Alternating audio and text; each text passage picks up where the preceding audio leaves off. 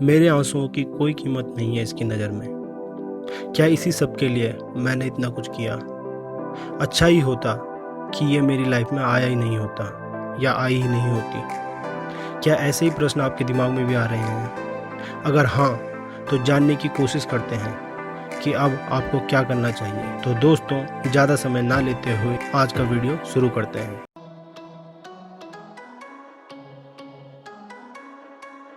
एक छोटा बच्चा जब पहली बार रोता है तो उसके आसपास के सभी लोगों का ध्यान उस पर चला जाता है। वह हर प्रयास करते हैं उस बच्चे को चुप कराने का। इस समय सभी को बच्चे पर बहुत प्यार आता है। उस बच्चे की बहुत अधिक इम्पोर्टेंस होती है सभी की नज़रों में। वहीं जब ये बच्चा बात बात पर रोता है, उस पर किसी का ध्यान नहीं जाता। और अगर कोई पूछे कि क्या हुआ इस बच्चे को, तो पीछे से आवाज़ आती है, रहने दो उसे, उसका तो काम ही है रोने का। उसके हर बात पे रोने के कारण अब उसके आसपास के लोग इरिटेट हो जाते हैं।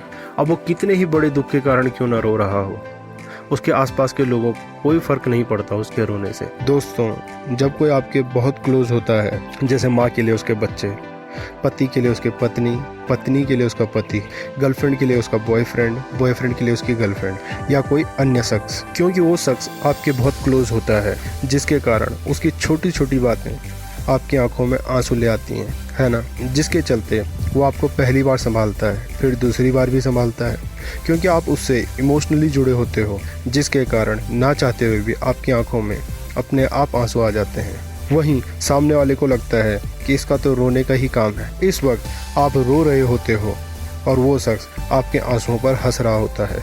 और फिर एक दिन आपको सुनने को मिलता है, तेरा तो रोने धोने का ही काम है। वो बात सीधे आपके दिल पर लगती है, जिससे आपका और बुरा हाल हो जाता है। आप सोचने लग जाते हो कि मैंने इसके लिए क्या क्या नहीं किया और इसको देखना मेरी कदर ही नहीं है। इस समय वो शख्स आपसे बात करना भी पसंद नहीं करता।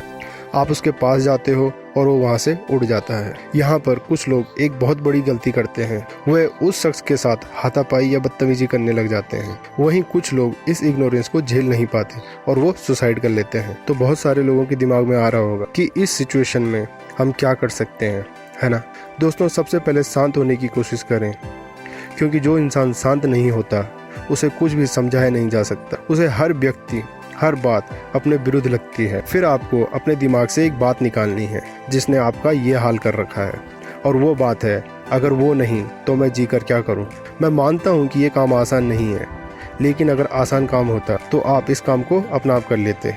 इसमें मेरी ज़रूरत नहीं पड़ती, है ना। अब मैं आपसे एक बात बोलूँगा जो आज आपको बहुत कड़वी और गलत लगेगी, लेकिन अगर आपने मेरी वो बात मान ली तो मुझे भरोसा है कि एक दिन आप मुझे धन्यवाद बोलोगे और वो शख्स आपके पीछे आएगा और उस दिन डिसीजन आपका होगा। और वो बात है, हाँ, आपको रोने की आदत पड़ चुकी है। आप सोच रहे होंगे तो अब मैं क्या करूं? आपको पता है, अगर आप 2 महीने आमिर खान की आवाज़ निकालने की एक्टिंग करो तो 2 महीने बाद आप आमिर खान की आवाज़ में बात करने लग जाते हो। तो अब आपको करनी है एक्टिंग खुश रहने की, खासकर उस शख्स के सामने जिसकी वजह से आपका ये हाल हुआ है। और अगर आंसू आए तो अकेले में रोइए, उस शख्स के सामने नहीं, और हो सके तो किसी के सामने नहीं। दोस्तों, अगर एक नलके से रोज़ पानी आता हो और एक दिन पानी ना आए तो सभी सोचते हैं, अबे ये क्या हो गया। बस ऐसा ही रिएक्शन होगा उस शख्स का भी। जब वो आपको हंसते हुए देखेगा तो सोचेगा, अभी ये क्या हो गया इसको।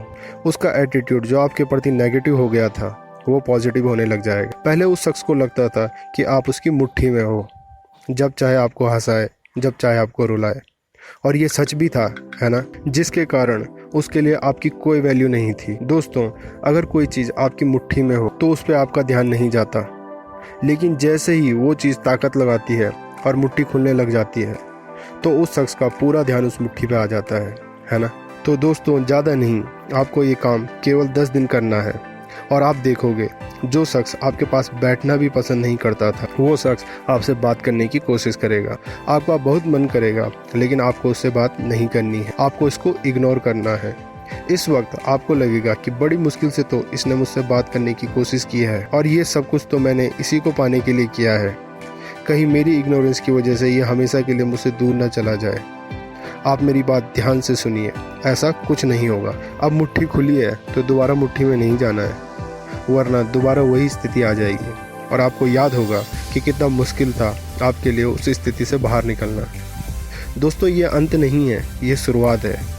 वो शख्स कैसे आपसे बात करने के लिए तरसेगा, यह मैं आपको बताऊंगा अपने अगले वीडियो में। तो दोस्तों इसी के साथ मैं अपने इस वीडियो को समाप्त करता हूं। अपना ध्यान रखिए। धन्यवाद।